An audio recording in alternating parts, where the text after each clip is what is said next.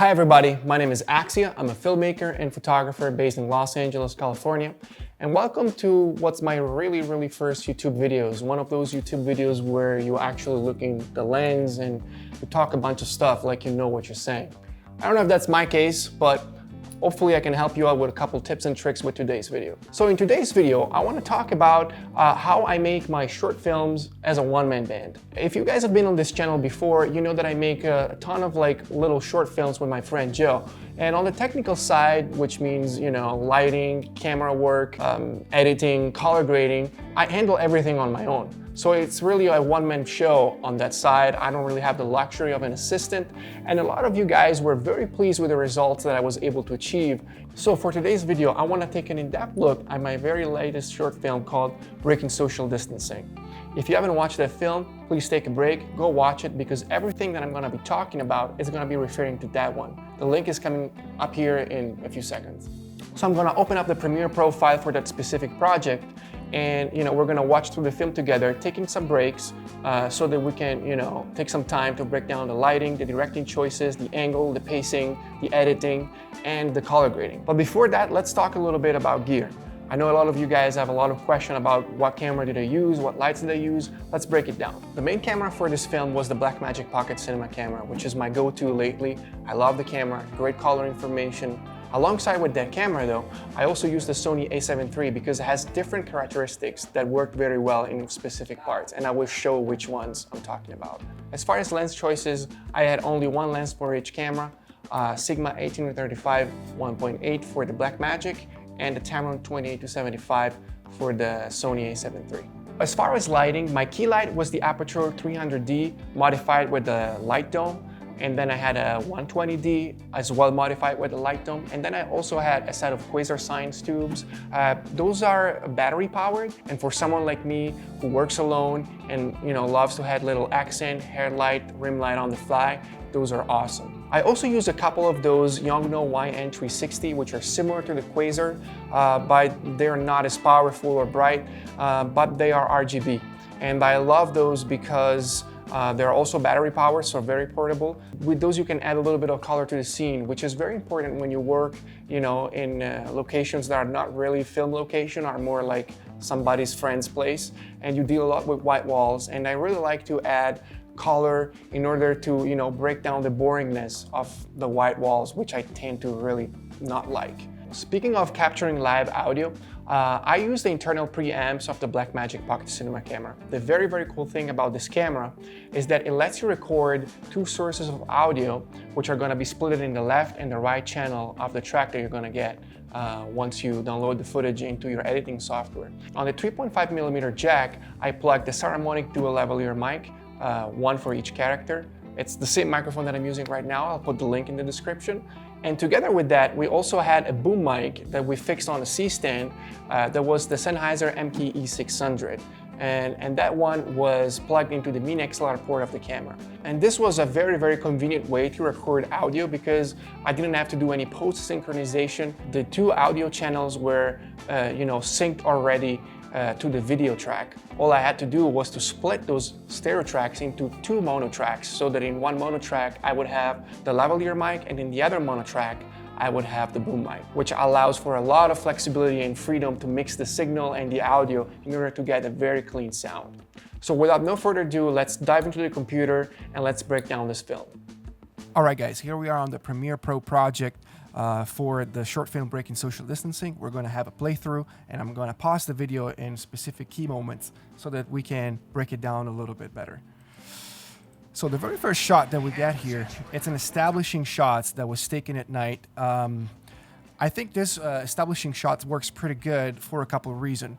It feels pretty busy, also because I didn't wait until the night was completely set. I shot the scene when there was still a little bit of sunlight coming in the sky, which gave some nice texture to the clouds, which actually makes the frame look busy and a whole lot more interesting. If it was dark, it would have been just completely black. But it's dark enough so that the people, already turned on their house lights. This is not the building where I actually shot the short film. This is the building right in front of my house. And I shot this clip with my Sony a7 III. I still like to use the Sony for this type of stuff because it's very clean in low light and it works pretty well. And also, I picked a moment where there's a car driving in front of the building and the camera does a subtle doll in.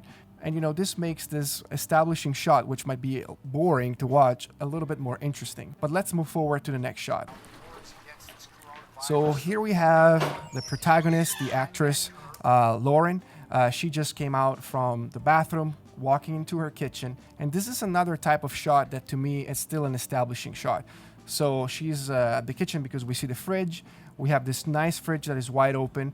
I really asked her to left the fridge open while she goes and reach for the phone because I wanted the people to really focus on that full fridge, that it's like rich with groceries, because at the end, we're going to have the twist where Joe went into her apartment and robbed her of all the groceries. On the other hand, we also understand right away that these are the coronavirus days because we see a little bit of the TV here that displays the news.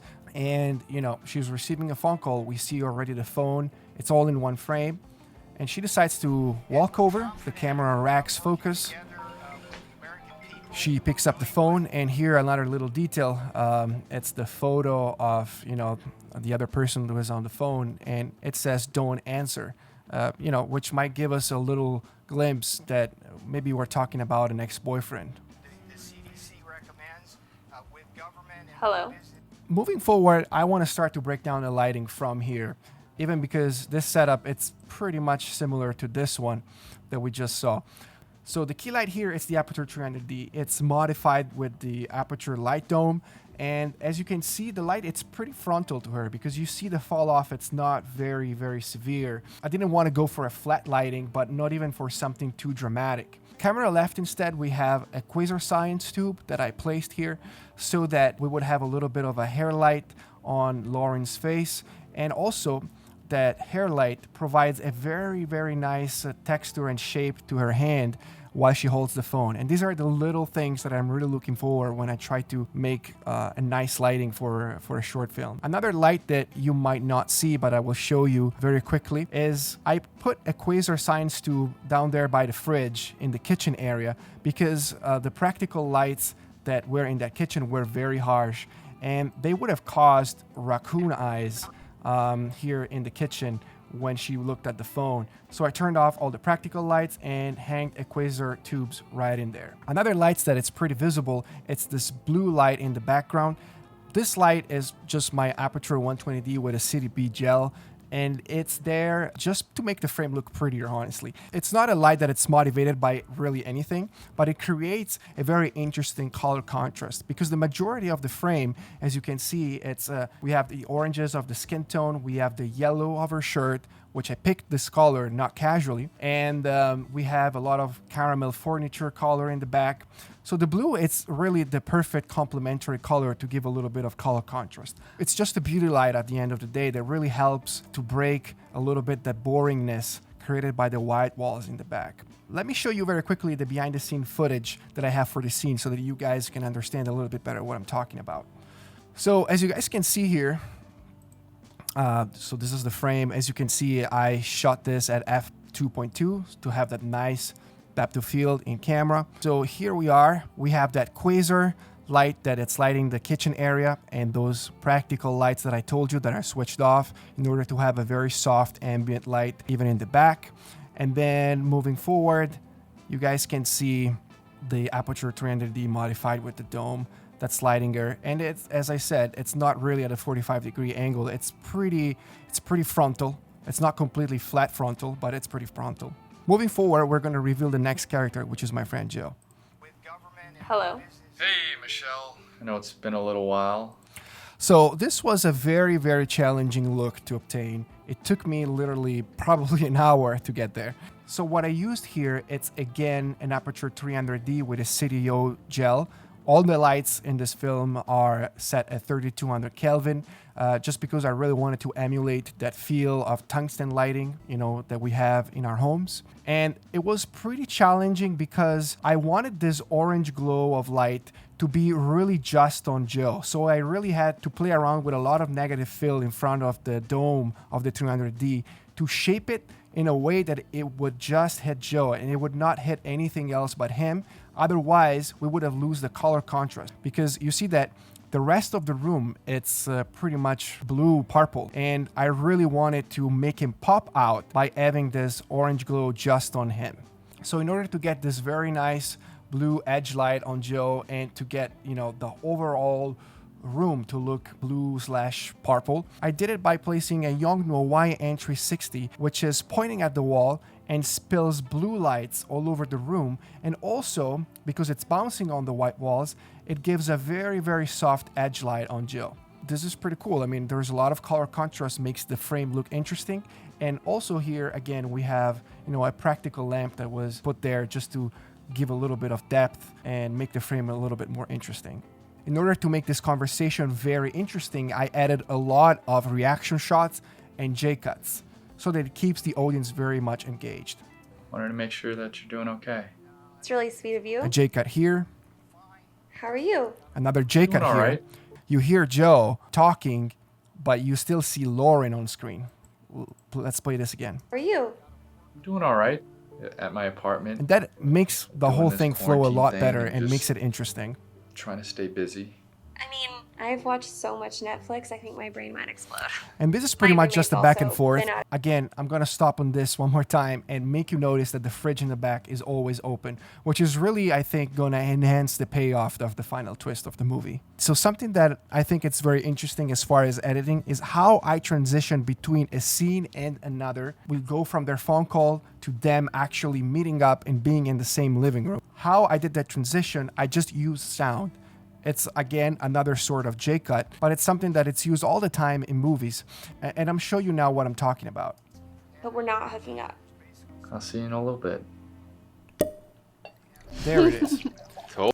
Right after the last line of the scene, we jump into the next scene by anticipating with sound what's going to be there. The result, it's great because in a fraction, we moved fast forward in the future, avoiding to display a lot of action that we don't really want. I could have filmed Joe knocking at the door and Lauren letting him in, but all that stuff doesn't really add anything to the story. I really like to keep the pacing of the short film as quick as possible. And the J-cut, it's a great tool to fast forward in time and don't waste time on the non-important stuff.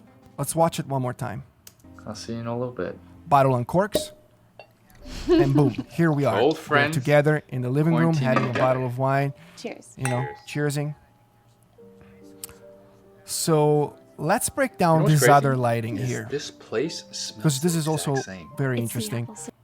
So here we have again an aperture 300D as a key light, camera left, illuminating Lauren. There's a little bit of a fall off here, but it's not very severe because hidden in the couch here, there's a quasar tube that it's working as a fill light. There's still a little bit of contrast in the sense that this side of her face, it's clearly more illuminated than this one. So there's still a little bit of contrast, but it's not a very, very dramatic look. This is still a comedy short film. I tend to avoid over dramatic looks when I can. And also here in the back, you can see this magenta light coming out. And this light is actually another one of those Yongnuo YN360 who is glowing a magenta color. And it's there just because I really don't like to have the white walls in the back. I like something that, catches your eye and distracts you from the boringness of these white walls. Another light that it's pretty important, it's this lamp in the back, which gives us depth, and this candle. This candle is there more for a narrative purpose because if you listen to their dialogue, Joe is actually referring about how the house of Lauren smells exactly the same because of the apple cinnamon candles. Let's hear that for a second. You know what's crazy? Is this place smells the exact same. It's the apple cinnamon candles, isn't it? And there it is, the apple cinnamon candles. So, it's a little thing, it's a little detail that really ties the story a little bit. And I love to put these little details in the film. So now I want to show you some of the BTS material that I have for this scene so that you guys can understand a little bit better what I just said. So as you can see here, we have the 300D lighting Lauren. And then, here we have this Yongnuo YN360 that's giving that magenta glow that I was talking about. And then here, where is it? Right here, you can see that hidden quasar that I was talking to you about, which gives her this very, very nice soft fill light in order to avoid an overdramatic look. And another light that you guys might see here, it's this other quasar here. And this quasar here is actually very, very important. And the reason why I put this quasar is because the light dome was not illuminating Joe in a sufficient way to make it feel consistent.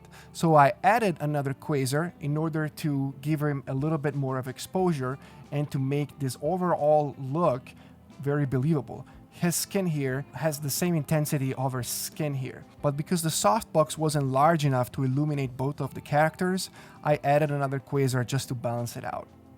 So let's take a look for a second at Joe's lighting setup for this scene. So as you guys can see, the lighting is identical. You know, I just literally flipped the lighting on him just so, you know, we would obtain a very consistent result. Just with an addition, we have, of course, you know, a different practical lamp in the back, but we also have an aperture 120D with a CDB gel shooting through the window to simulate a little bit of like maybe a moonlight or something like that. But again, most importantly, just to add color. And one factor that really shocked me that, you know, I never kept in consideration because I tend to work alone and I never have, you know, money to pay a makeup artist is the difference that makeup does on people's faces. If we take a look at Lauren, we can see how, you know, her being a girl, of course she was wearing makeup, and you can see how smooth the highlight roll-off is on her face. Instead, Joe looks a little bit harsher on the highlights. And, you know, being I use the same exact lighting setup, the same exact settings, the same exact intensity, I figured out that the difference between them, it's just really in the fact that Lauren is wearing makeup and Joe doesn't. So if you want to smoothen a little bit those highlights on your talent, if you do have a makeup artist, I highly recommend it. Let's move forward. That's what it is. You know, I need to go buy a box of those. I probably shouldn't. And now it's just, you know, the narrative that unfolds. You know, I'm gonna he's think of opening you. up to her. He's fooling her, making her Michelle, believe I that had a lot of he's time there to because he wants to reflect win her the past back. week And we will know realize at the that, end of the movie that it's you know, absolutely I not miss like you in that. my life. But I really like how the scene I is really setting up. miss you too. I should have Really checked in a kudos long here time to ago. Joe and Lauren to make the scene feel very believable. I'm gonna be right back. Why don't you pick a movie for us to watch? I think I know the perfect one. So in order to distract the audience from what Joe is doing, here we go in the bathroom with Lauren. She's getting ready, you know, she's freshening up. And the lighting setup here, it's pretty easy. I have just one quasar light above her and one behind her pointing at her, giving a little bit of edge light. And, you know, her key light is very much on top and it gives her a little bit of this raccoon eyes. And it feels to me very natural because usually the lights in the bathroom are, you know, hanging very high on the ceiling.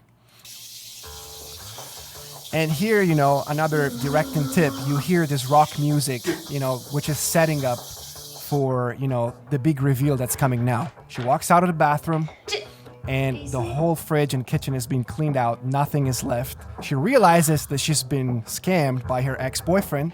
Here I pulled off, let me go back. Here I pulled off a little bit of a very Quentin Tarantino type of shot where the camera is actually inside the fridge and, you know, we get an idea of her frustration. So let's move on now to the very last shot of the film where there's my friend Joe walking out with all the groceries, delivering the very final punchline, "Gotcha, bitch." This shot was actually taken on my Sony a7 III. The reason why I use the Sony a7 III is because this shot probably was taken at 4 a.m. in the night. I was exhausted and I didn't want to deal with balancing the Pocket 4K on my gimbal. It's very hard and a long process to do, so I just slapped my a7 III, put it on the gimbal, we took the shot very quickly, and that was it. The reason why I picked this area, it's because there was quite a bit of practical lighting outside so that I could have Joe lit without pulling out any lights. And also there's tons of practical in the back, which gives me a little bit of depth and makes the shot overall feeling a lot more interesting. And again, with this final shot, the music is increasing and it kicks the hardest when, you know, the title of the movie comes in. Gotcha, bitch. There it is. And then, you know, a little bit of a social message and we roll the credits. So let's talk for a second about color grading. I color grading this entire film using DaVinci Resolve 16. I brought my whole timeline into Resolve via XML, and then I brought it back with an XML again. And what I want you guys to take away from this color grade is that I haven't done literally anything as far as colors, because if you see the ungraded footage, you'll see that the colors are already there. All I had to do was to take care of the lighting and choosing my color palette in advance. For example, I picked the yellow shirt because I knew it would work very well with the blue lamp. But, you know, in terms of color grading, I haven't done anything crazy. I simply converted my log images into Rec 709, and that's it. The whole movie doesn't have any crazy shifts or crazy stuff. It's pretty natural. One thing that I did though that you might find interesting, in Resolve, I changed in post the color of her phone because we actually forgot to change the phone. She's using the same phone that Joe is using, and that caused a little bit of problems in terms of, you know, continuity. So in order to give her a different phone, or I mean a phone that didn't look like the same phone, I literally changed the color of the phone from blue to green just to, you know, make sure that people didn't think that we used the same phone. But I just wanted to make a point, you know, that it's not about how you color grade it, it's about how you expose it and the color palette that you choose when you film, rather than, you know, doing crazy stuff in post. And I know that a lot of you guys really wanted to see the color grading in depth, but I don't think this is a right film for it. Also, we are already running over 20 minutes, so this video is getting incredibly long. So we will keep that part for another scene or another film where I actually push the grade a whole lot more. I think it's very wise to discuss lighting and stuff like that before we move on to the color grading, because if you have a poorly exposed, a poorly lit scene, your color grade is never going to look good, no matter what you do to it. So that's it for today, guys. I hope you got something useful out of it. Thanks for bearing with me and my Italian accent. I know it's not easy. Must be painful. I'm sorry, I'm working on that. But let me know if there is anything you didn't get. If you have any questions, drop a comment in the comment section.